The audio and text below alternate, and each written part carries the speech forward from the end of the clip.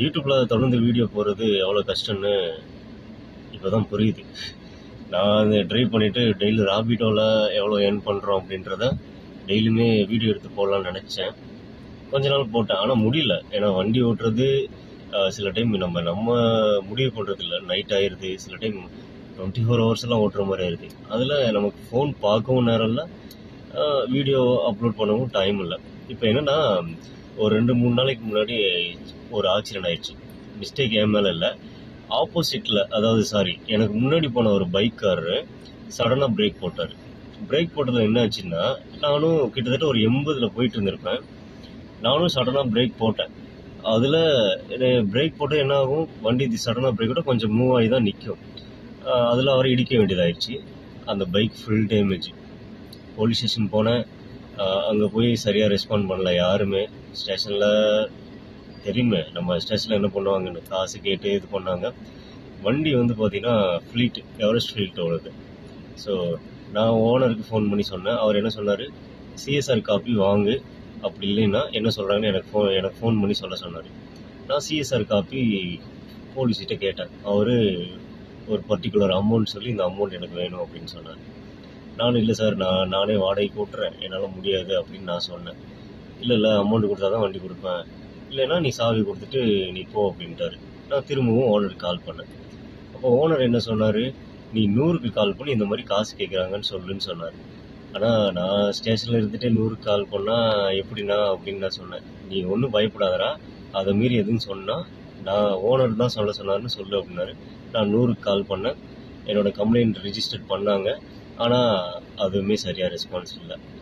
Owner ஒன்று தான் சொன்னார், வண்டி அங்கேயே விட்டுட்டு நீ வந்துருந்தாரு.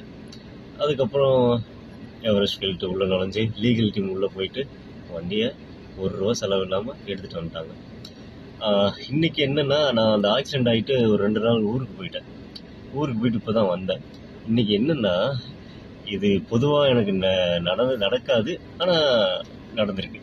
என்னென்னா, என் லைஃப்பில் ஃபஸ்ட் டைம் ஒரு பிராண்ட் நியூ காரை ஓட்டுறேன். இந்த கம்பெனியில் என்ன நினச்சாங்க என்ன ஏதுன்னு தெரியல, இது எதர்ச்சியாக நடந்துச்சா இல்லை அவங்களே கொடுத்தாங்களான்னு தெரியல, எனக்கு ஒரு புது காரை இன்றைக்கி ஓட்ட கொடுத்துருக்காங்க. இன்றைக்கி டைம் பார்த்தீங்கன்னா கிட்டத்தட்ட 12 மணி ஆக போகுது. இதில் நான் எவ்வளோ ஓட்டுறேன்னா கிட்டத்தட்ட ஒரு 3000 ரூபா ஓட்ட முடியும்னு நினைக்கிறேன். இப்போ சிஎன்ஜி போகிறதுக்காக வெயிட் பண்ணிகிட்ருக்கேன். இந்த மாதிரி ஒரு புது காரை என் லைஃப்பில் எக்ஸ்பீரியன்ஸ் பண்ணதே இல்லை.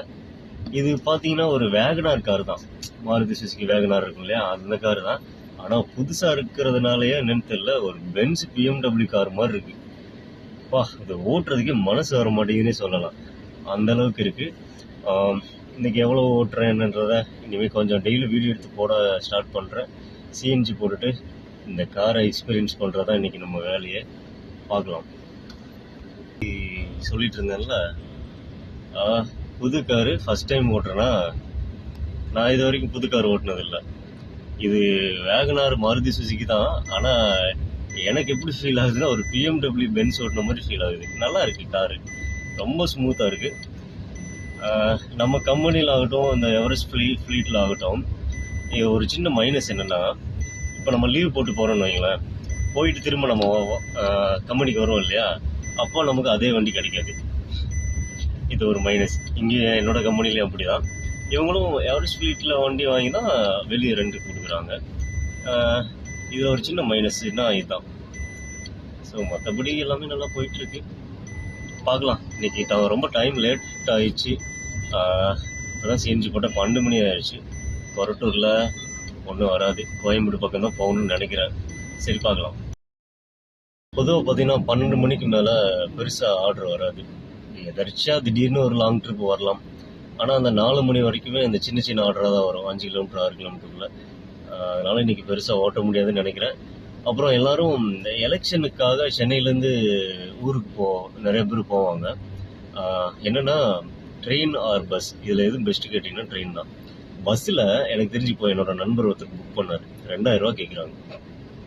நம்ம எலெக்ஷனுக்கு ஓட்டு போட போகிறதே ஊருக்கு போகலாம், அப்படியே எல்லாரையும் பார்த்துட்டு வரலாம் அப்படின்றதுக்காக தான். அந்த சாக்கை வச்சு போகிறோம். ஆனால் இந்த 2000 ரூபா கொடுத்து போகணுமான்னு சில பேர் ஓட்டு போடாமையும் இருக்கலாம். சில பேர் இது வேண்டாம் அப்படின்னு சொல்லிட்டு தவிர்த்துட்டு இருக்காங்க. அவங்களுக்கு ஆசை இருக்கும் ஓட்டு போடலான்னு, ஆனால் இது 2000 கொடுத்து நம்ம போடணுமா அப்படின்னு கூட நினச்சிட்டு இருக்கலாம். சில அப்படி நினைக்கிற நண்பர்களுக்கு நான் என்ன சொல்கிறேன்னா, ட்ரெயின் புக் பண்ணுங்கள். ட்ரெயின் வந்து ஈஸி தான். ஒரு 500லேருந்து 700க்குள்ளே புக் பண்ணிடலாம்னு நினைக்கிறேன். இப்போவே புக் பண்ணுங்கள். ஏன்னா இப்போ புக் பண்ணால் தான் கிடைக்குது. இன்னும் கொஞ்சம் லேட் பண்ணால் கிடைக்காது. எல்லோரும் ட்ரெயின் புக் பண்ணுங்கள். அப்புறம் இவ்வளோ வருஷத்தில் நம்ம 2 கட்சியும் நம்மளை மாறி மாறி வச்சு செஞ்சுட்டாங்க. இந்த தடவை எல்லாரும் மெச்சூரிட்டியான ஆட்கள் தான். எல்லாரும் படிச்சிட்டோம். எல்லாரும் படித்த ஜென்ரேஷன் தான் இப்போ நம்ம. இந்த தடவை நம்ம ஓட்டை வேஸ்ட் பண்ணாமல் கரெக்டான நபர்களுக்கு சூஸ் பண்ணி போடுவோம். எனக்கு பர்சனலாக விஜய் அண்ணனை ரொம்ப பிடிக்கும். அதனால நீங்கள் எல்லாரும் விஜய் அண்ணனுக்கு ஓட்டு போடுங்க அப்படின்னு நான் சொல்லலை. போட்டால் நல்லது தான். அவர் வந்தால் நல்லது நடக்கும் நம்புகிறேன். என்னோட கருத்து என்னென்னா, ஒன்று உங்கள் ஓட்டு விஜய் அண்ணனுக்கு போடுங்க. அப்படி இல்லைன்னா மறக்காமல் சீமான் அண்ணனுக்கு போடுங்க. 2 பேரில் யாரோ ஒருத்தருக்கு உங்கள் ஓட்டை போடுங்க. ஒன்று விஜய் அண்ணனுக்கோ இல்லை சீமான் அண்ணனுக்கோ போடுங்க. அந்த மொத்த 2 கட்சிகள், அந்த கூட்டணி கட்சிகள்லாம் வேண்டாம், போதும்.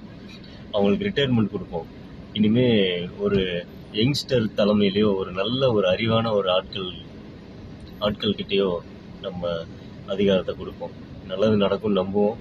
நல்லதே நடக்கும். நல்லவங்க கையில் ஆட்சி போனால். ஸோ எல்லாமே மாறும் நம்புவோம். இந்த வருஷத்துலேருந்து, இந்த ஆட்சி மாற்றத்துலேருந்து எல்லாருக்கும் நல்லது நடக்கும். எல்லோரும் நல்லாயிருக்கும்.